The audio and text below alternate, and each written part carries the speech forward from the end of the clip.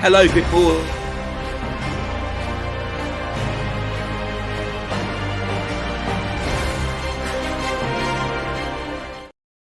Hello, very good morning and welcome to the weekly review live on Teachers Talk Radio. It's the show every Sunday at 10 a.m. where we review the week in education. And joining me this morning, we have John Gibbs and we have Leanne Lax. We've got some really meaty stories to sink our teeth into this morning. And we'll start with a little Teachers Talk Radio exclusive. Ofsted says that schools' curriculums should match the breadth and ambition of the national curriculum, even if they're an academy or a free school. But what does this actually mean? And on another related note, is your school struggling to recruit a computing teacher for the next academic year? And are you worried about the implications for your curriculum? Well, Ofsted's advice is you don't need to teach computing at all, because even though it's a national curriculum subject, they'll still give you an outstanding judgment, because that's what's happened in Wembley in North London. Michaela Community School has been re-awarded an outstanding judgment from Ofsted, even though it does not teach multiple national curriculum subjects. Academies and free schools do not need to follow the national curriculum. Only schools still managed by local authorities must do so. But Ofsted's guidance in paragraph 203 of the Inspector's Handbook states that these schools are expected to offer all pupils a broad curriculum that should be similar in breadth and ambition to the national curriculum. So it turns out that this similar breadth and ambition can include omitting multiple national curriculum subjects from a school's curriculum. Michaela does not teach computing or design and technology to its students, and both students' subjects are in the national curriculum. Yet Ofsted praised the school's curriculum as being broad and exceptionally rich. So of a national shortage of computing teachers, Ofsted has made it clear. If you're an academy or a free school, you can ditch computing without fear of consequences in your next Ofsted inspection. However, the story does not end there. We're aware of at least 2 schools who received a requires improvement judgment under Ofsted's current framework because of deficiencies in their design and technology curriculum. Lodge Park Academy in Corby was all set for a good judgment until Ofsted inspectors found that the Key Stage 3 design and technology curriculum plans do not focus closely enough on important knowledge. At least they have curriculum plans for DT.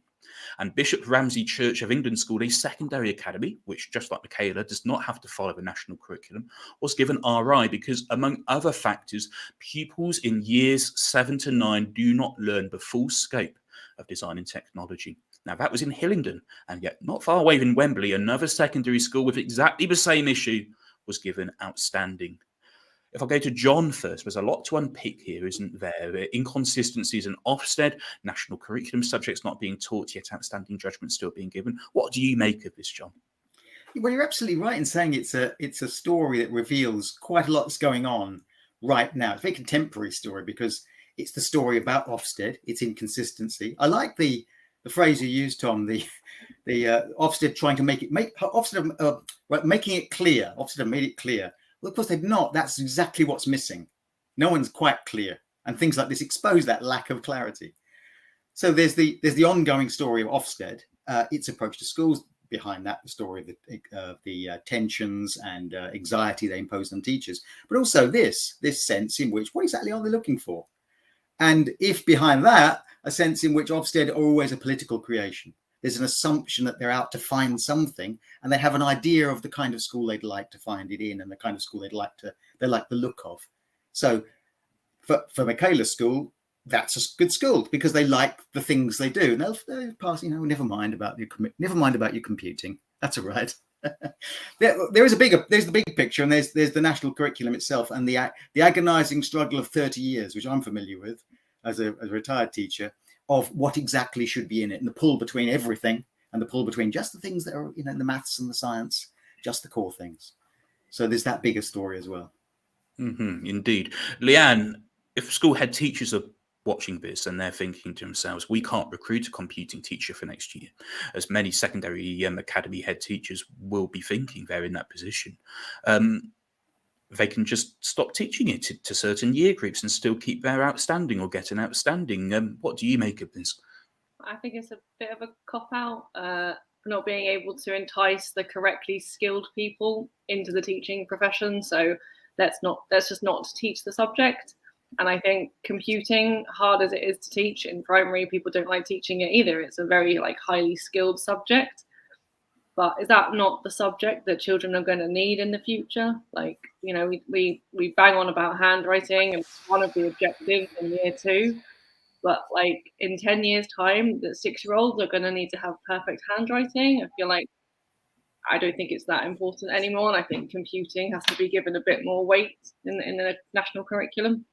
I mean, this is all, you know, really important things here, and you know, and we'd love some clarity from Ofsted.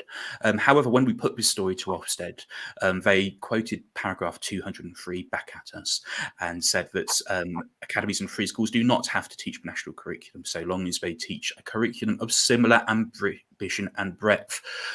Yet other schools who do teach national curriculum subjects are being hauled over the coals for incomplete provision. So, John, if you're a head teacher of a requires improvement school and you've been deep diving into one of your subjects, let's say computing, and it turns out that, for example, students don't have the core knowledge they need to succeed and it leaves them ill-prepared for Key Stage 4. Wouldn't a head teacher looking at this story and looking at what's happened to other schools who don't teach national curriculum subjects simply just scrap that subject? Because they could get a better Ofsted judgment if they don't teach it rather than teaching it not as well as they could. Well, absolutely. That's a perfectly reasonable lesson to draw from this. And as Leanne says, you know, you've got the, if it's difficult to recruit in that subject and now you've got evidence that you don't actually need to teach it, well, there's a double incentive there as well in these cost-driven times. The lack of clarity, the sense in which what exactly Ofsted are looking for, and also the feeling that schools, well, if I were a computing teacher and I heard this story, I think, oh well, you know, what does breadth and richness of curriculum actually mean? It's because we're not really sure, but it might just mean that computing isn't one of those. Of course, there'll be a lot of people listening to this going, well, I don't think it is. You know, I think basically if kids leave school, they can read and they can write and they've got good handwriting and they can spell. There's always that sort of pull to the past. I remember when I was a kid, we didn't do computers. There'll be other people who say, well, there's so much diversity in our society, so much that we need to teach. So to me, such an impossibly rich future, you know, that you can't dump a thing like computing. It's exactly the sorts of future of schools exactly the sort of subject we should be seeing in schools to prepare kids for the future. And then finally, Leanne, if you're a school leader, some school leaders will probably be watching this and thinking, well, I'm fed up of second guessing what Ofsted wants and what Ofsted doesn't want. Shall we not just do what's best for kids in front of us rather than what an external body is? What's the point of Ofsted? What do you make of those thoughts? I think you have to have quite a strong leadership to have that mindset of we're just going to do what's good for the kids, and Ofsted, when they come, they come. But I think we all know as teachers that Ofsted are completely inconsistent. You get, you know, teachers talk and you get one inspector going to one school, horrible experience. You get a different inspector in another school, very nice as possible it can be experience. So they are inconsistent in their approach. Do we know what they want breadth and ambition to look like? Probably not. Do we ever know what they want to see? Like, they write down what they want to see, but then you get inspectors coming in and, you know, they ask for paperwork and then Ofsted say that you don't need paperwork. So they're so inconsistent that I don't think it's a helpful suggestion to just don't teach it. Thank you, Leanne. A very warm welcome to all of our listeners on Twitter, on YouTube, and on LinkedIn. If you leave a comment on our LinkedIn stream or our YouTube stream, we'll be able to see it and we'll be able to read it out. If you're listening on our Twitter stream, then if you add a comment to the stream, that we'll see that as well, and we'll be able to read it out. Sorry. I think the crux of it is, are they going to trust teachers to make those decisions? Well, professional judgment. We'd all love a bit of professional judgment in education. Yeah. 3 cheers. The umbrella of it all is, are they going to trust us? Yeah. Now, this show is brought to you in association with Pearson Edexcel and their new student-centered French, German and Spanish 2024 GCSEs cater to the needs of all learners regardless of their background, ability or reason for studying. Their exams are rooted in learned language knowledge. Their assessments are transparent and accessible, allowing all students to showcase their language skills through inclusive and relatable content. The new Pearson MFL GCSEs build a shared cultural capital that helps students to develop an understanding of and appreciation for a wider world. So why not go out and find out more at go.pearson.com/MFL. It's now time for our second story of the morning.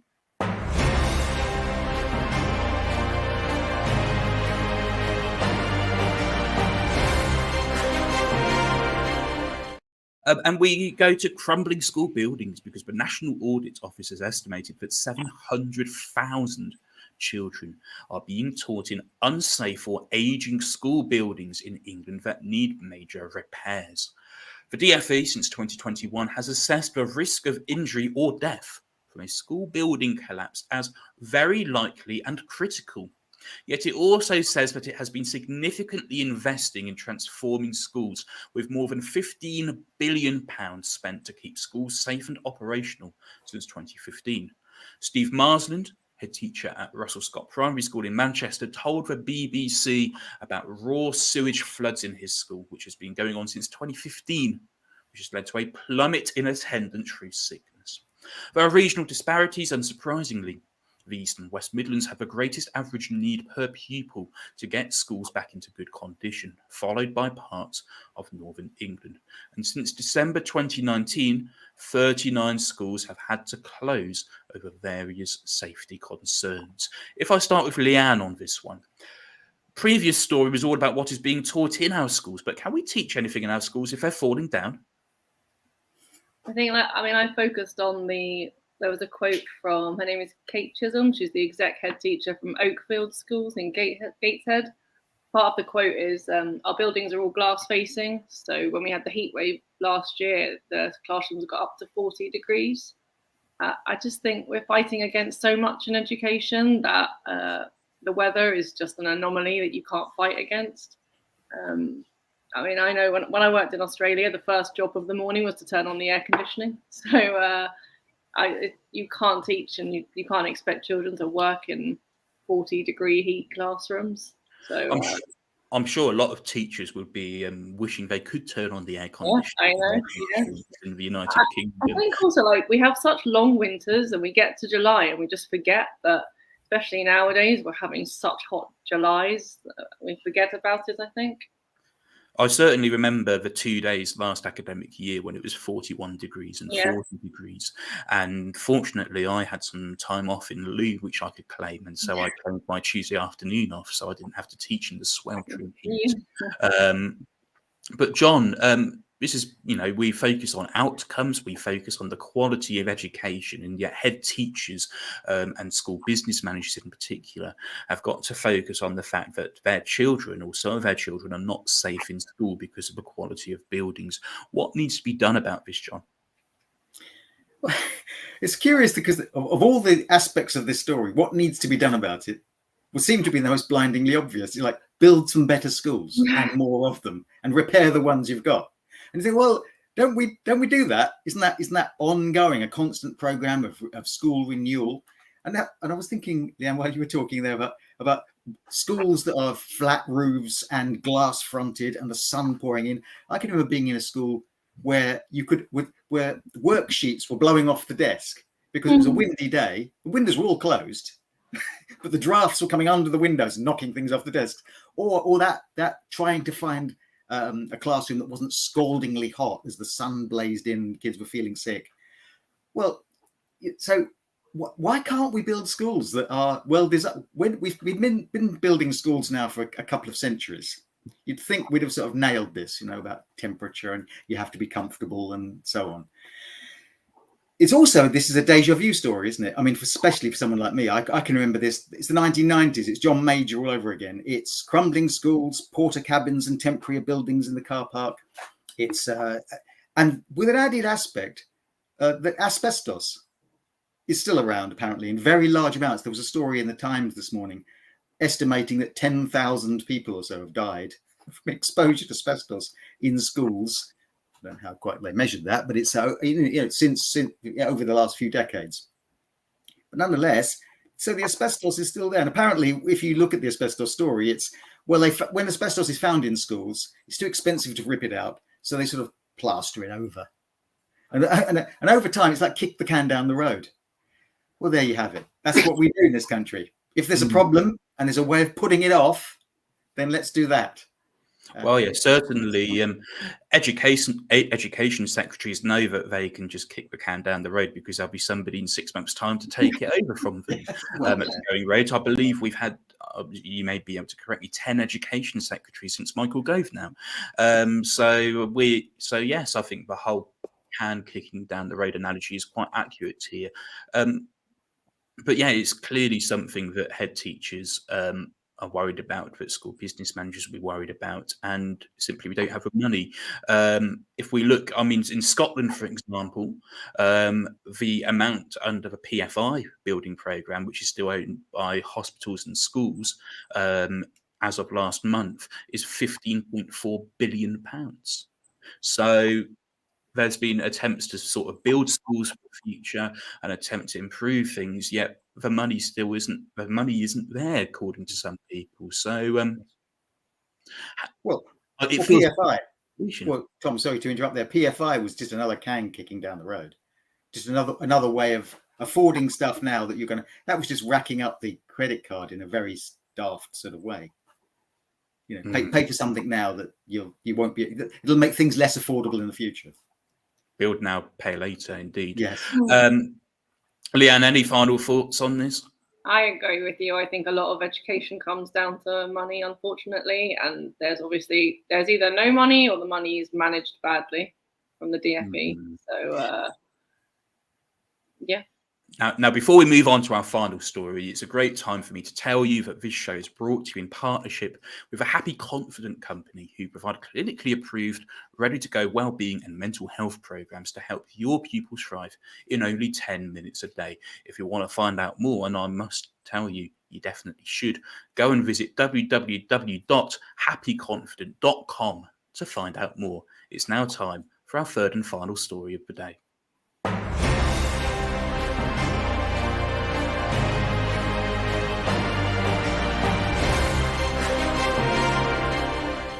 When I started at Teachers Talk Radio more than 2 years ago as the resident newsreader, one of the stories I picked up was about the rising costs of school uniform. And I remember quoting the Labour MP, Mike Amesbury, who was putting a private member's bill through the House of Commons that was supported by the then Education Secretary, Gavin Williamson. Feels like a long, long time ago.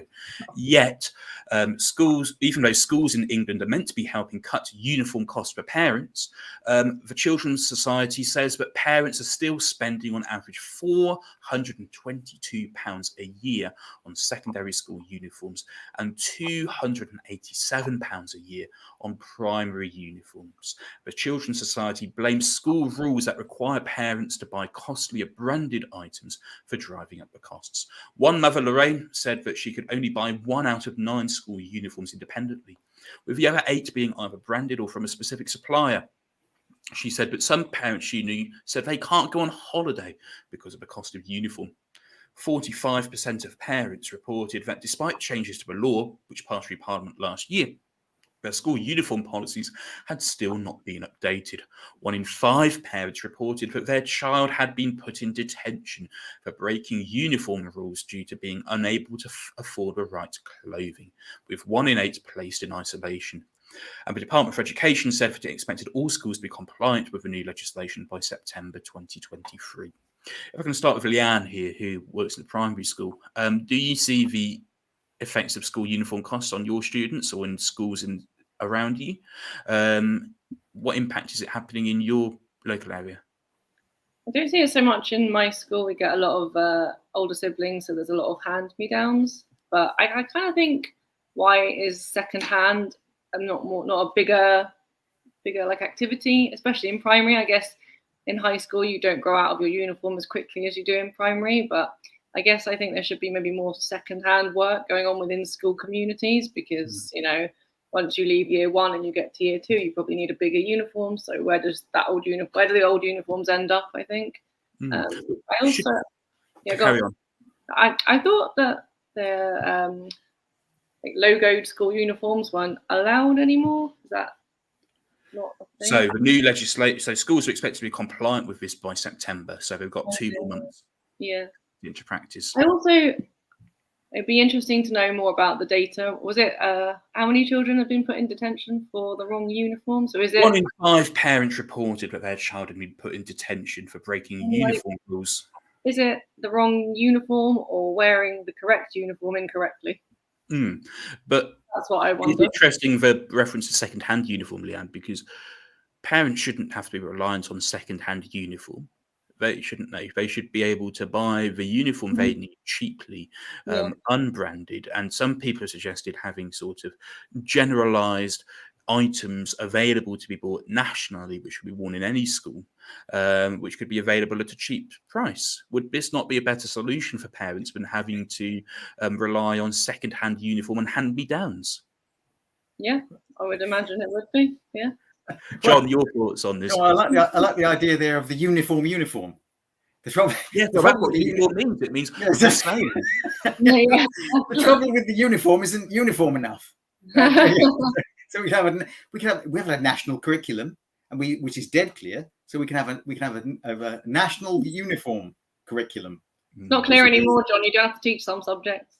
Oh, that's true. Yeah, that would be the problem. Do we? The uniform would lack breadth and depth or something. Yeah. There'd be like socks wouldn't be necessary in some way.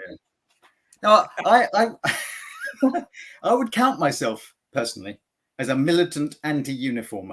I taught at a school for many years without uniforms. I taught in the United States for a while. And there were no uniforms there, and it never was much of a problem. The argument for uniforms was always things like, well, kids, fashion gets them all the problem with fashions and comparing fashions with each other. In the morning, dressing kids is so much easier when they. Well, yes, I remember my own kids went to primary school. I've got 2 daughters. They went to primary school, and pulling on the sweatshirt in the morning, that was kind of convenient. There was a sweatshirt with a thing on, and off they went to school. But once you get into uniforms which have a list, and schools now have a list of the uniform requirements, things for PE, possibly things for dance or drama, maybe a lab coat or something. Well, immediately you're going to introduce into kids' lives the kids who get this stuff, the kids who don't get this stuff, the kids who have the secondhand stuff, the kids who have, the boys who grow about a foot in 18 months at some point in their life. And yet they've been handed on their brother's stuff, so the trousers are disappearing up the legs, or they've got the investment uniform, the one where the cuffs are right across their fingers, and their trousers are far too long and rolled up because the parents know it's going to last you, and you're going to start growing very soon.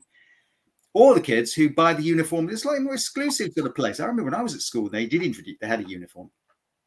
And you knew the kids that got their blazers from some place that was really rather nice. They're kind of tailored and they were nice and they were cheap. And the other thing I hate about you, I could go on about how much I loathe uniforms.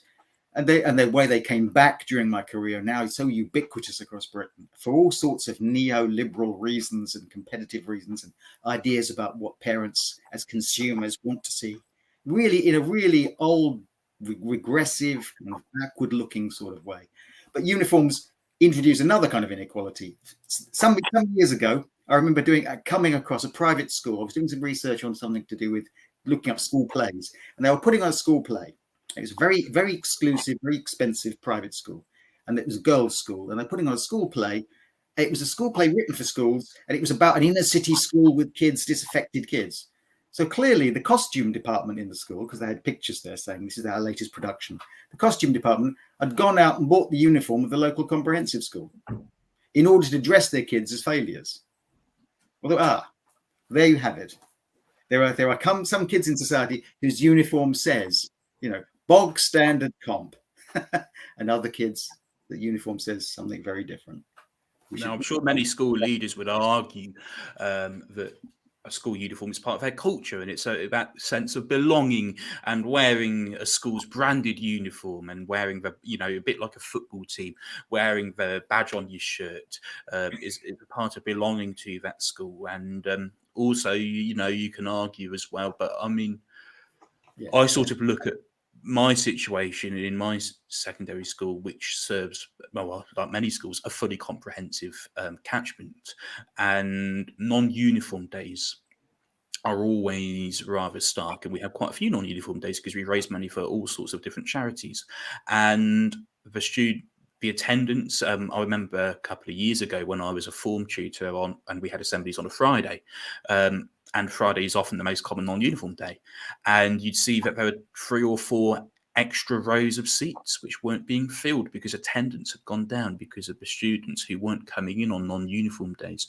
And the students who, every single non-uniform day will come in their school uniform, not because they've forgotten, but for reasons of cost. And also, those students who are wearing the latest fashions, and look down upon those students who do not wear the latest fashion. So I think there are arguments for and against school uniforms.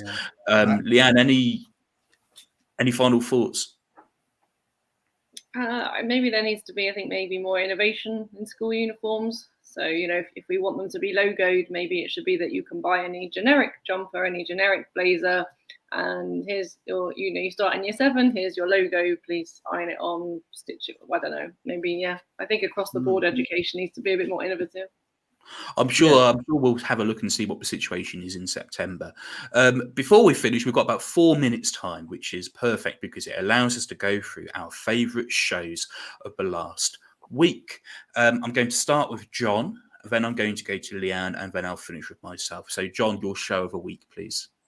Well, I remember when I was at school, some of the most enjoyable experiences and the things that stand out were trips and being outside of the school, getting out of the school, even when it was just the teacher saying, let's all go out onto the field and read the book out there. And there were spiders and things, and it was great. Or there was going on that trip to the Lake District or climbing things. And that stands out in your mind. So Poppy Gibson's show last Friday on the joys of outdoor education brought back sunlit memories of being terrified, or rather gloomy memories of being terrified in potholes someplace in Dartmoor. Wonderful. Mm-hmm. Thank you, John. Leanne, your show of the week, please. I know we get a lot of new phrases thrown around education. So cultural capital seems to be like the phrase of the moment when it comes to the foundation subjects. So I went with Darren's show. It was the Saturday morning breakfast show, I think. Yesterday, yeah. So, yeah. Fantastic. And I think to carry on that theme, the cultural capital discussion we had on Monday evening with the Late Show, Darren Lester hosting on Twitter Spaces, talking about the cultural capital chasm in language learning. And those of us who studied GCSEs in languages will know that those parents who were able to afford skiing holidays every February to the Alps often did better in their French learning than those who could not. And I think it was really interesting looking at and listening to people like Fiona Price and Katie Lewis from Pearson, as well as Adam and Olga, who are language teachers, talking about how the new Pearson GCSE is actually more accessible for all learners and more inclusive for learners of any background, their ability or their reason for studying. And it's really interesting, certainly looking at other language GCSEs in the new spec and then looking at Pearson about actually how the new Pearson GCSEs help to bridge the cultural gap in language learning. And that was a real highlight of my week listening into that. It was a bumper 2-hour show, and it's available to listen back to on Twitter Spaces for the next 3 weeks, but also on our website, ttradio.org/listen back. That brings an end to today's weekly review. I'd like to thank John and Leanne for their contributions today. You can still get involved in the conversation. Keep on leaving those comments on our YouTube and LinkedIn streams and continue to tweet us at TT Radio Official. But until next week's weekly review, we will see you, and keep on listening to Teachers Talk Radio. Tune in and talk it out. See you later.